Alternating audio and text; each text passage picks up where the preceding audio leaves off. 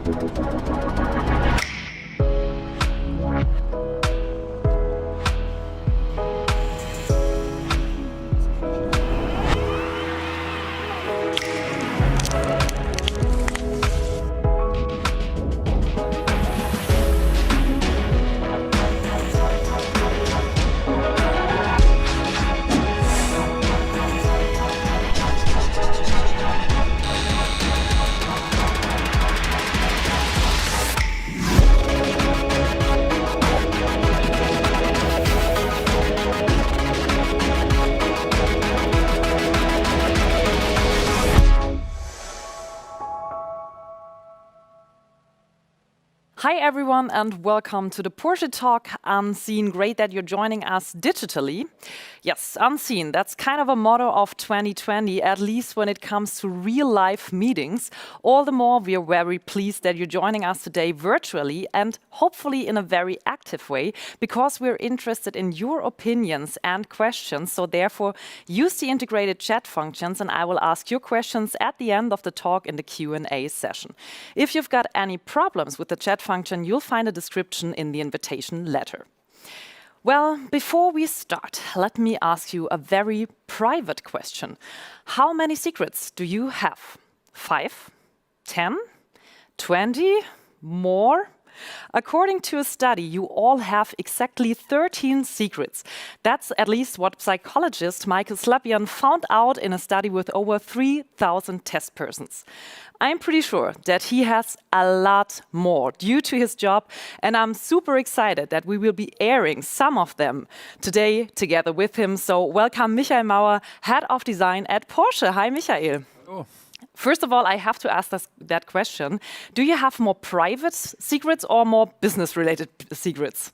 That's a good question. Most likely more business-related secrets, and this is a pretty big part of my life. So we help you today. We will be airing some of them, but we're not only just airing some of those wheeled models here. We also want to give the audience a little insight into your work. For example, how you use technology, how the workflows are. But we're not only doing that by our own. We also have a special guest for you. So stay tuned for the next 30 minutes. Yes, so let's start right away. Maybe first of all, I think we need a basic understanding of what you and your team are doing. So can you sketch or paint the picture for us, how you work from the first sketch until the market-ready model? Let's say the design process is a very well-defined process with different steps, where you start with the idea that still starts with sketching, either really with a pen and paper or digitally. Then these ideas are transferred into data, surface data, and then in our case at Porsche, milled into either scale models or full-size models, physical models. So this process, as I said, very well defined. The starting point is different. It could be the successor of an existing model, then it's very well timed. Or as today, when we talk about studies, you could say the starting point is slightly different. You named already the digital part of your work, and I think it's very well known that a lot of OEMs are focusing very heavily right now on 3D models because you can save costs or try out crazy things. So how does it work for you? I mean, definitely this process, or as well our process, is a combination of traditional process with physical models and the digital process. We at Porsche are deeply convinced that the combination, or how we call it, this ping pong, so we go from the digital world into the physical world and back, that this ping pong process is really, in the end, will help us to come to better results, because you see things either in the physical world or in the digital world. Sometimes you don't see things in one of the other worlds. And with this experience, you really make much bigger progress in the project. So where do you feel more comfy? More in the digital world or more in the analog world? Let's say due to my age, I feel definitely more comfortable in the analog world. I'm still sketching with paper and pencil. But you know, in the end, it is just a different tool. Still as a designer, you have to have the imagination, the idea, and to bring it either to paper or into the computer. But for me, it's definitely the paper and the pencil. Speaking of technology, that already hits nearly every part of our everyday life, and of course, the mobility as well. So when we think about those driving assistance systems, for example, radar or cameras, they already shape the exterior design. How much does it really influence your work? I mean, as a designer, you have an idea for the shape and the character of the design of the car, but everything we do in the end is based on existing technology. In a way, we have to wrap it. And so sometimes it's really challenging because all the components you were mentioning have to be part of the exterior design. But sometimes when technology is changing, for example, from the traditional combustion engine to the electromobility, that can offer and give us as well more freedom since the components become smaller. And I think this is a very good moment to unveil our first model, because technology plays also a big role at this design study. It actually prevented this study from being developed further, but I think you have more details. So let's unveil our first design study, the Porsche 919 Street. So here is the beauty, and I think you can give us some more details about. Yeah, as I said, when we talk about studies for the future, it's the idea is always to travel really 30, 50 years ahead and see what is possible, and then going back, and that influences what we are doing today.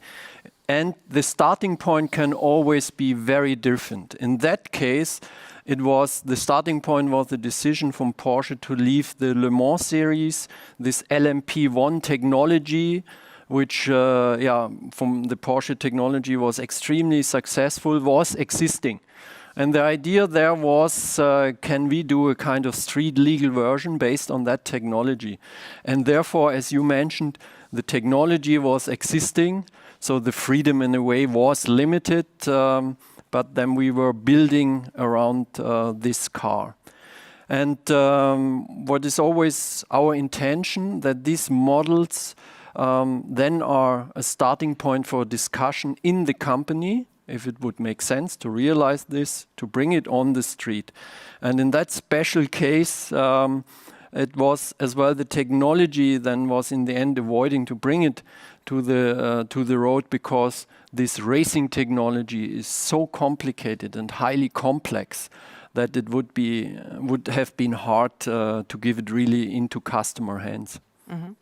According to brain scientist Gerhard Roth, 80% of the people are change aversive. That means simply that they don't like changes. And you have the master task not only to find the balance between habits and necessary further development, but also you're not allowed to change anything which is connected to the DNA of Porsche and, of course, to the model. So can you tell us something about the non-touchable parts of the design of Porsche? Yeah, again, this is if we compare projects like production car projects, where we really have, based on our design principles or design criteria, we have certain things described that we basically don't touch.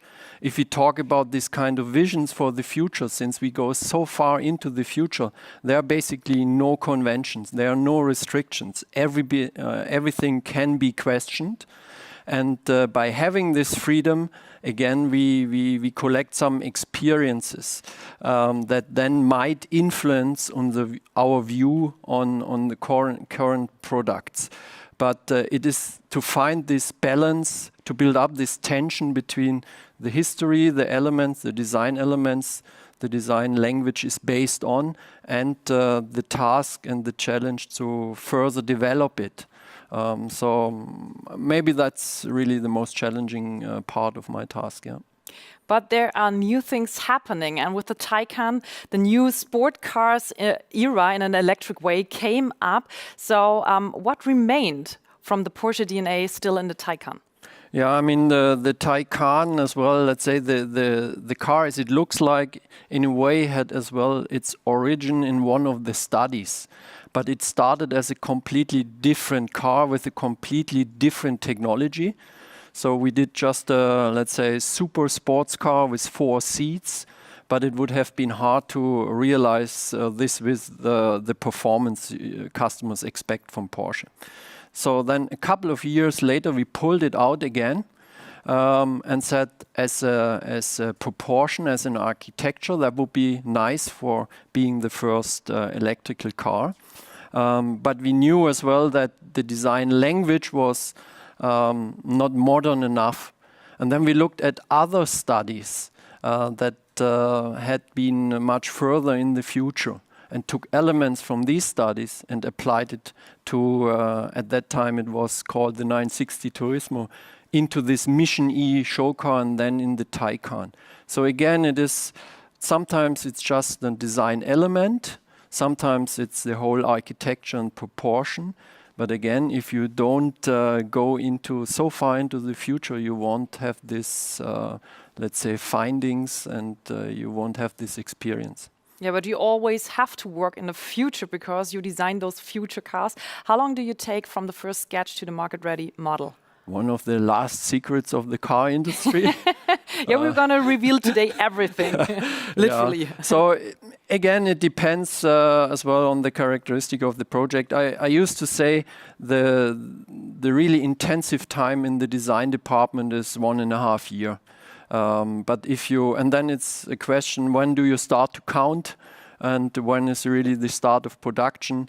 But I used to say whenever we present a new production car to the public, the new 911, then in a way it's almost an old-timer for the designer because we already started to work on the next generation. So you started to work on the Taycan years ago, and let's say if you started more than 7 years ago, it was very quiet on the electric market, at least at the customer's side or on the customer's side. But you really hit the bull's eye with the Taycan. So how do you get the feeling for the upcoming spirit and the time ahead? I think that's again the beauty of that we as designers get this freedom to go so far into the future, where I think it's as well a great sign of confidence in our work that the board members or the CEO, Oli Blume, just gives us a budget without knowing really what will be the result.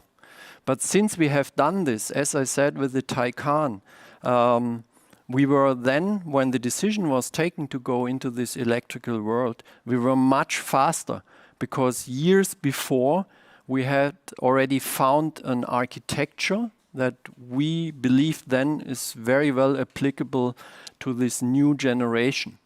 Again, this going into the day after tomorrow and then go around there, develop scenarios and concepts, then do studies like this, even as physical models, as a base for a discussion. And with this findings that change your state of mind. And with this, you go back to tomorrow. I think that's one of the keys for the success of the Porsche brand.